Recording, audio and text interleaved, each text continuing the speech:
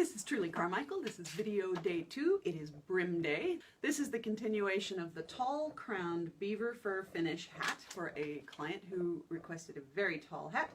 And I just thought it was about time to video the process. Yesterday we did the crown, so today I'm doing the brim.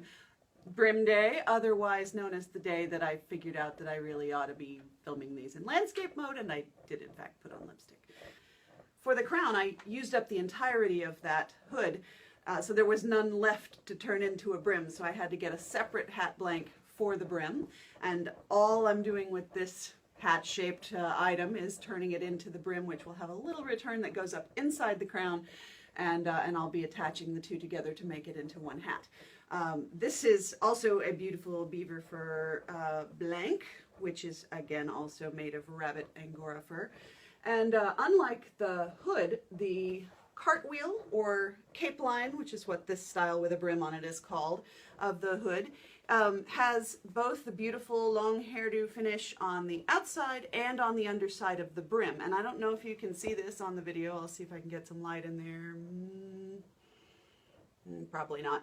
But about here, about 1.5 inches or 2 inches up inside the crown part of the hat blank, it stops being fuzzy and starts just being like plain flat felt. So they don't waste the beautiful rabbit fur long-haired hairdo on the part that will either be up inside the crown if you were going to make a one-piece hat out of this, or will be cut off as I will be doing. Okay, time to put it on the steamer.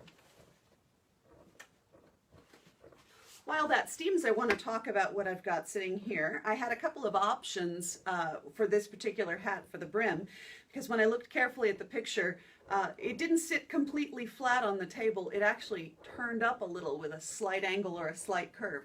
So I could have used a curved shaped brim block. But honestly, what I really wanted was to get the most stretch out of it as possible. So I've opted instead for this slight angle down because, for one thing, the curve would put a curve up at the front of his head, and I'm not sure that that would be the most flattering look. Whereas this particular brim block, he can either choose to have it angle just slightly down, which I think will be a very flattering shape, or just slightly up, which is what the picture looks like. The other fact is it may angle slightly down when the person is wearing the hat, but when it's set down on the table, that down angle might have flipped up.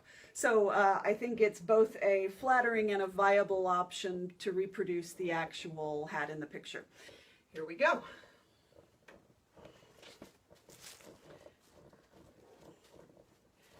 So I want as much brim as I can get.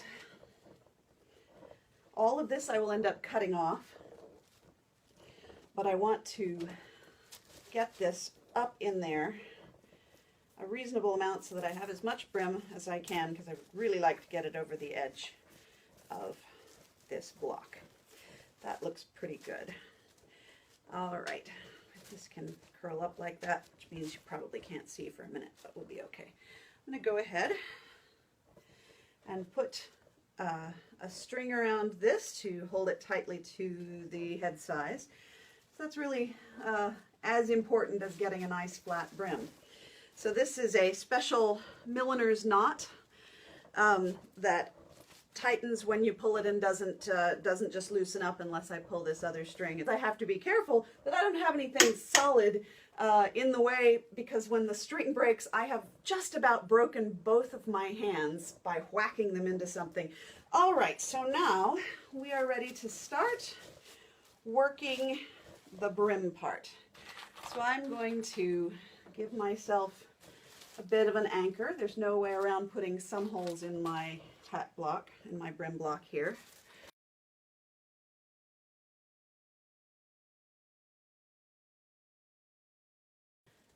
Okay, now we're ready to work. This is just a spray bottle of water.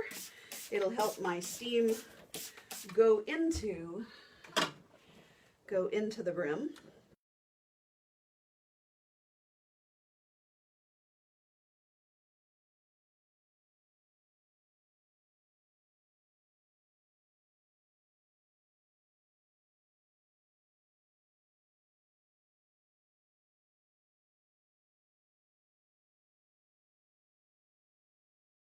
There we go. Get that up and out of the way. Okay, I don't know if you can see, but we have an actual sheen that looks kind of like a silk top hat, which is the result of this this beautiful long-haired fur blank. So anyway, this will now dry, and then I will start the process of stiffening them, which I'm not sure if I can video or not, because, well, for one thing, I'll be wearing a respirator, so it'll be really hard for me to talk to you. Maybe I could voice over it afterward. But we'll let this dry, and we'll work on joining them up after they're all dried. Thank you for watching. Bye!